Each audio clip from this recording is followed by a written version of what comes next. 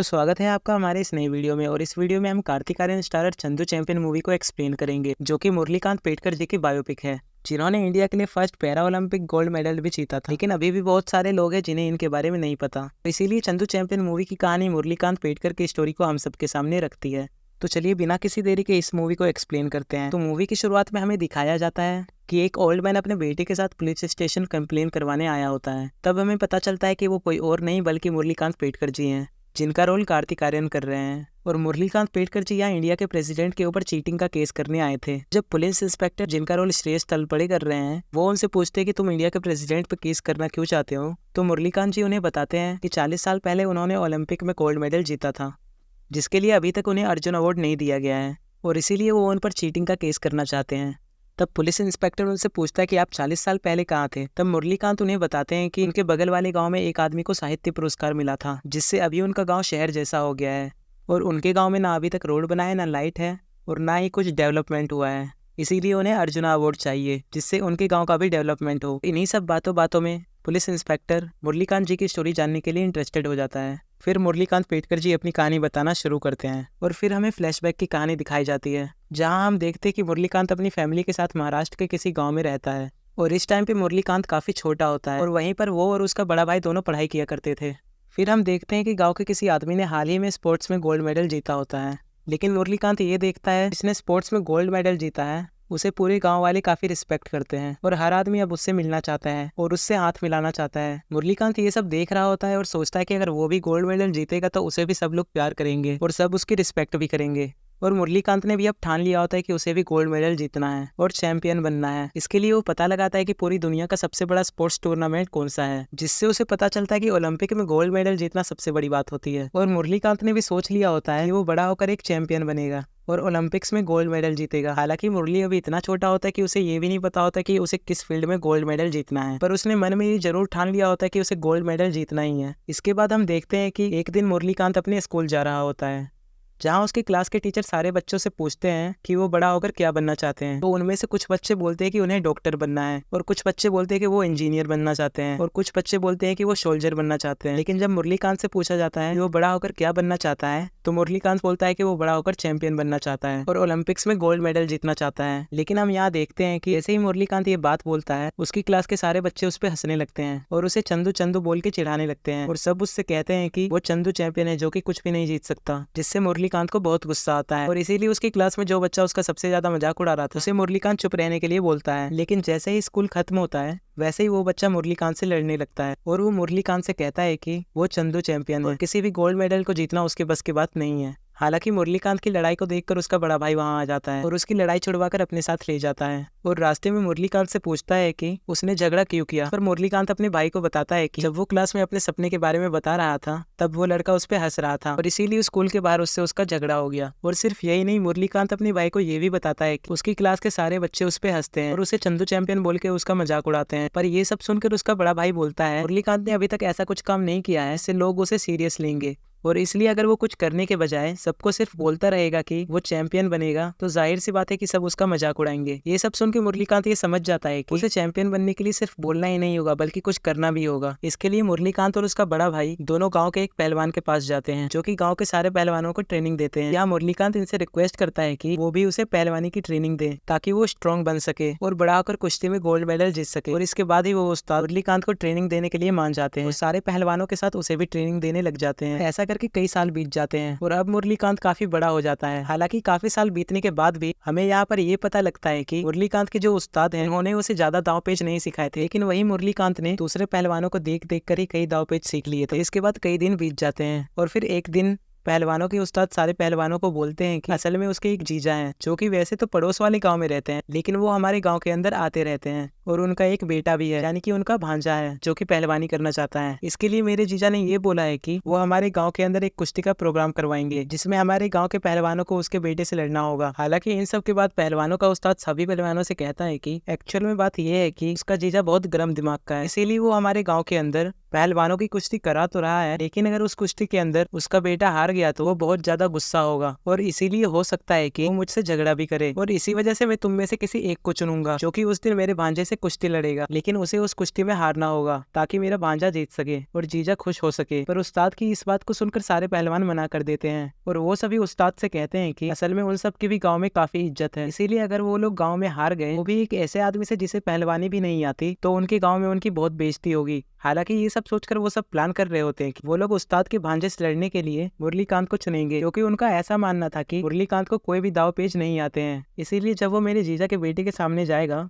और वहां जाकर लड़ने की कोशिश करेगा तो मेरा भांजा उसे आराम से हरा देगा। इन सारी प्लानिंग के साथ ही मुरलीकांत को फाइट के लिए तैयार किया जाता है और जिस दिन कुश्ती होती है उस दिन उससे कुश्ती करवाई जाती है। लेकिन यहाँ पर हम ये देखते हैं कि मुरलीकांत उस्ताद के भांजे को पटक देता है और कुश्ती में हरा देता है। लेकिन जैसे ही ऐसा होता है वैसे ही गाँव के लोग तो मुरली के लिए काफी खुश होते हैं, लेकिन अब क्योंकि पहलवानों का उस्ताद का जो जीजा होता है वो काफी गर्म दिमाग और गुस्सैल होता है और इसके भी ऊपर वो दूसरे गाँव का होता है, इसीलिए वो अपने साले और पूरे गाँव पे आरोप लगाता है कि उन सब ने जानबूझकर उसके बेटे को हराने के लिए किसी पावरफुल बंदे को भेजा है, एक ऐसे पहलवान को जिससे सारे दाव पे जाते हैं। और अब क्योंकि उनका बेटा इस फाइट में हार गया होता है, इसीलिए इस वजह से उसके गांव में उसकी बेइज्जती होती है और इसी बात के चलते वो गुस्से में आ जाता है और वो साथ में जिन आदमियों को लेकर आया होता है वो उन सभी को मुरलीकांत पे छोड़ देता है। लेकिन ये सब देखकर मुरलीकांत वहां से भाग जाता है और भागते भागते गाँव के पास एक रेलवे ट्रैक के पास आ जाता है। किस्मत से उसी टाइम पर वहां से एक ट्रेन जा रही होती है और इस चलती ट्रेन के अंदर एक सरदार होता है जो कि विंडो से ये सब देख लेता है कि कोई आदमी ट्रेन के बगल में भाग रहा है और उसके पीछे कई सारे गुंडे उसे मारने के लिए पड़े हैं। इसलिए ये देखकर वो गेट के पास आता है और मुरलीकांत को ट्रेन के अंदर ले लेता है। इनके अंदर आने के बाद वो उससे पूछता है कि आखिर वो कौन थे और उसे क्यों मारने आ रहे थे। ये सुनकर मुरलीकांत उस सरदार को अपनी कहानी सुनाता है। इससे सरदार और मुरलीकांत काफी अच्छे दोस्त बन जाते हैं। इसके बाद वो मुरलीकांत को बताता है कि कल के दिन फौज में भर्ती है और वो भी इस टाइम पर फौज की भर्ती देने जा रहा है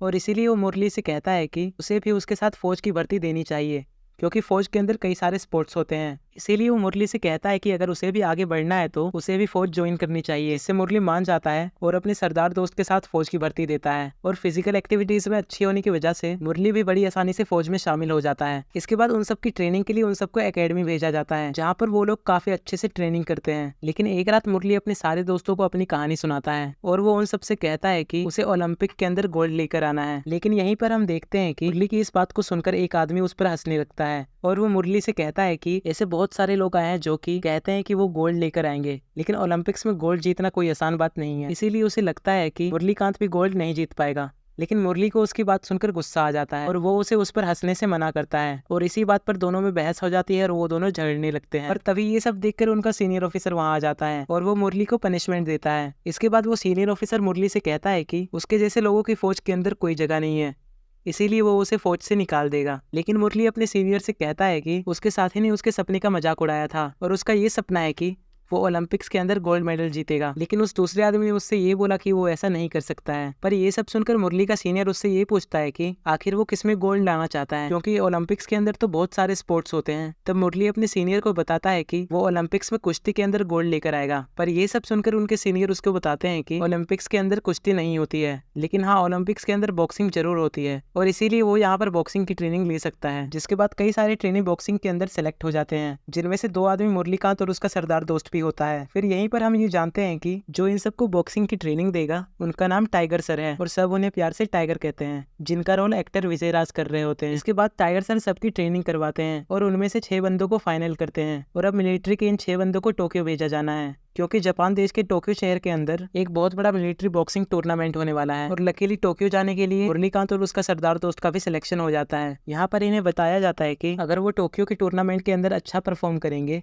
और टूर्नामेंट में काफी आगे जाएंगे तो उन्हें ओलंपिक जाने का भी मौका मिल सकता है। और इसके लिए टोक्यो आकर मुरलीकांत और उसका दोस्त काफी अच्छा परफॉर्म करते हैं। हालांकि मुरली का सरदार दोस्त ज्यादा आगे नहीं जा पाता, लेकिन तब भी मुरली काफी आगे जाता है और वो धीरे धीरे करके सेमीफाइनल्स तक पहुंच जाता है। लेकिन हाँ, टोक्यो आने के बाद मुरली की मुलाकात एक इंडियन गर्ल से भी होती है जिसका नाम होता है नयनतारा, जो कि एक जर्नलिस्ट होती है जो कि उस टूर्नामेंट में जर्नलिज्म करने आई होती है। लेकिन जब मुरली इनसे मिलता है तब मुरली मन ही मन नयनतारा को पसंद करने लगता है और फिर इसी वजह से जब मुरली का सेमीफाइनल होता है तब उस मैच में मुरली का मुकाबला युगांडा देश के बॉक्सर से हो रहा होता है। और अब क्योंकि मुरली का फोकस अपने काम से हट जाता है और वो मैच के बीच बीच में नयनतारा को देखने लगता है, इसी वजह से मुरली इस मैच में हार जाता है और फिर इसी के साथ ही इंडिया के बॉक्सर्स बाहर हो जाते हैं। इसके बाद वो सब इंडिया आ जाते हैं। लेकिन यहाँ पर हम ये देखते हैं कि टाइगर सर ने मुरली से बात करना बंद कर दिया है। फिर कुछ टाइम बाद ही उन सब की पोस्टिंग जम्मू कश्मीर हो जाती है और उस पोस्टिंग में टाइगर सर, मुरली और सरदार दोस्त तीनों जाते हैं और वहाँ पर काम करते करते 2 साल बीत जाते हैं। इन 2 साल बाद मुरली को एक चिट्ठी मिलती है। इस चिट्ठी के अंदर उसे पता लगता है कि टोक्यो के अंदर जो बॉक्सिंग टूर्नामेंट हुआ था उसके अंदर मुरली एशिया का सबसे बेहतरीन बॉक्सर बनकर सामने आया था और पूरे एशिया से वो इकलौता ऐसा बॉक्सर था कि पूरे सेमीफाइनल्स तक जा पाया था और इसी वजह से मुरली को ओलंपिक्स खेलने के लिए बुलाया जाता है। जैसे ही मुरली और उसका दोस्त इस खबर को सुनते हैं वैसे ही वो लोग सीधा टाइगर सर से बात करते हैं और मुरली टाइगर सर से कहता है कि वो उसे ट्रेनिंग दे ताकि वो ओलंपिक्स के अंदर गोल्ड मेडल जीत सके। लेकिन यहाँ पर टाइगर सर मुरली को ट्रेनिंग देने से मना कर देते हैं और टाइगर सर मुरली को समझाते हुए उससे कहते हैं कि आज से काफी साल पहले वो खुद भी बॉक्सर बनना चाहते थे, लेकिन बहुत कोशिशों के बाद भी वो आगे नहीं जा पाए। लेकिन जब उन्होंने मुरली को देखा, उन्हें मुरली के अंदर अपने आप की छवि दिखी और इसीलिए उन्होंने ऐसा सोचा कि बेशक से वो गोल्ड ना जीत पाए, लेकिन अब वो मुरली को ट्रेन करे ताकि मुरली देश के लिए गोल्ड जीते और देश का नाम आगे ले जाए। लेकिन टोक्यो के टूर्नामेंट के अंदर उन्होंने ये नोटिस किया कि मुरली बिल्कुल भी उनके जैसा नहीं है, क्योंकि उसका उसके गोल पर बिल्कुल भी फोकस नहीं है और इसीलिए वो मुरली को ट्रेन नहीं करेंगे। हालांकि ये लोग यहाँ बात ही कर रहे होते हैं कि तभी हम देखते हैं कि पाकिस्तानी एयरफोर्स ने इनके बेस पर अटैक कर दिया है, क्योंकि असल में ये साल 1965 का होता है और इस साल में इंडिया और पाकिस्तान के बीच वॉर हुई थी। इसलिए जैसे ही यहाँ पर पाकिस्तानी हमला करते हैं वैसे ही हम देखते हैं कि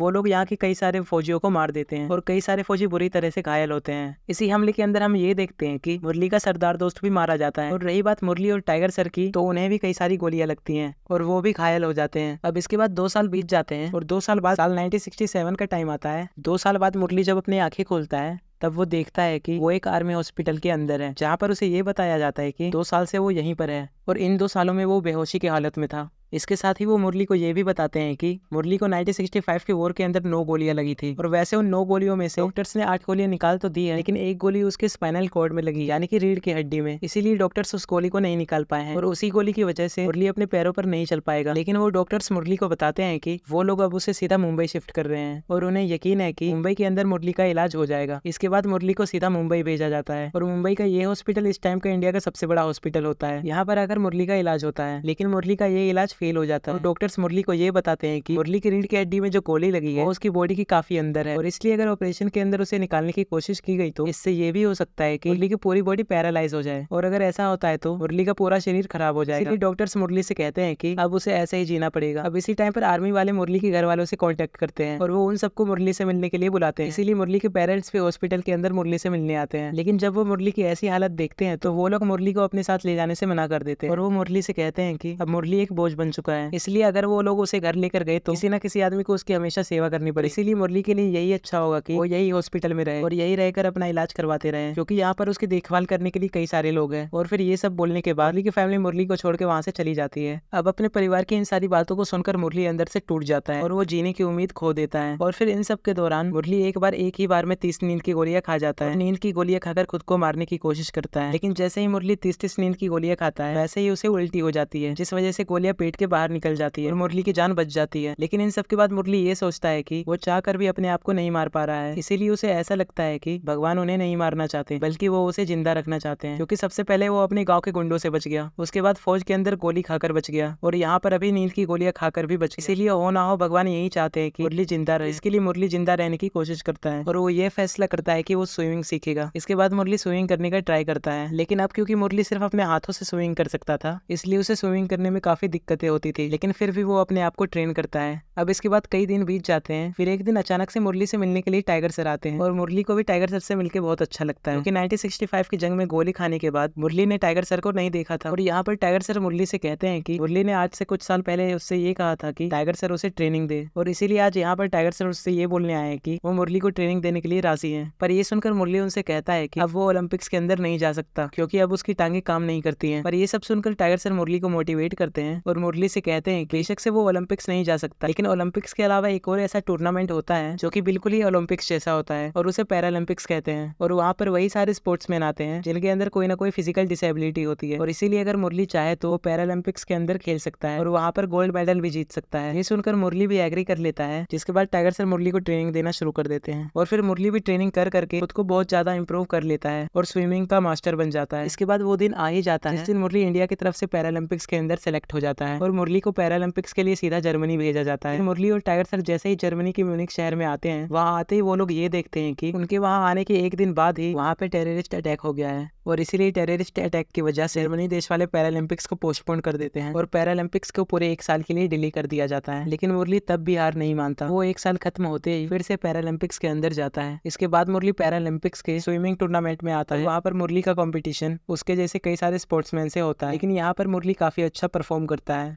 और वो मैचेस जीतते जीतते सीधा फाइनल्स में आ जाता है। और फिर हम देखते हैं कि फाइनल के अंदर भी मुरली जीत जाता है और वो पहला ऐसा इंडियन बन जाता है जो कि पैरालंपिक्स के अंदर गोल्ड मेडल जीता है। फिर यहाँ पर हम ये देखते हैं कि यहाँ पर मुरली ने हिस्ट्री क्रिएट कर दी होती है। इसके बाद हम पुलिस स्टेशन का सीन देखते हैं जहाँ पर हमें पता लगता है कि मुरलीकांत की स्टोरी एंड हो चुकी है। इसके बाद पुलिस इंस्पेक्टर को वहाँ से कोर्ट जाना होता है, इसीलिए वो वहाँ से जल्दी चला जाता है, जिस वजह से मुरलीकांत को भी पुलिस स्टेशन खाली कर जाना पड़ता है। लेकिन जब पुलिस इंस्पेक्टर वापस थाने में आता है तब वो मुरलीकांत और उसकी कहानी के बारे में काफी सोचता है और फिर वो भी प्लान करता है कि वो मुरलीकांत की कहानी को आगे लेकर जाए। इसलिए मुरलीकांत एक जर्नलिस्ट से बात करता है और वो उन्हें मुरलीकांत के बारे में सब कुछ बताता है। इसके बाद वो जर्नलिस्ट मुरलीकांत के बारे में पता करती है और इन्वेस्टिगेट करके उसे ये भी पता लगता है कि मुरलीकांत की ये सारी कहानी बिल्कुल सच है। ये जानकर शौक होती है कि ऐसे महान आदमी के बारे में देश के बहुत कम लोगों को पता है और सिर्फ यही नहीं बल्कि भारत देश ने भी महान खिलाड़ी को कभी सम्मान नहीं दिया है। और फिर इसके लिए वो जर्नलिस्ट ये तय करती है कि वो मुरलीकांत के बारे में आर्टिकल छापेगी और पूरे देश को बताएगी। जिसके बाद हम ये देखते हैं कि मुरलीकांत की कहानी न्यूज चैनल से लेकर अखबारों तक सब जगह पहुंच जाती है और अब पूरा देश मुरलीकांत के बारे में जानता है। और फिर कुछ दिन के बाद ही हम ये देखते हैं कि मुरलीकांत से मिलने के लिए सीधा होम मिनिस्टर से एडिशनल सेक्रेटरी आते हैं और वो सबसे पहले मुरलीकांत को कांग्रेचुलेट करते हैं। लेकिन फिर इसके बाद वो मुरलीकांत को बताते हैं वो लोग मुरलीकांत को अर्जुन अवार्ड नहीं दे सकते और इसीलिए ये बात सुनकर मुरलीकांत थोड़े निराश होते हैं। लेकिन फिर अगले पल वो मुरलीकांत को बताते हैं कि उन्हें अर्जुन अवार्ड नहीं बल्कि पद्मश्री दिया जा रहा है। और मैं आपको बता दूं कि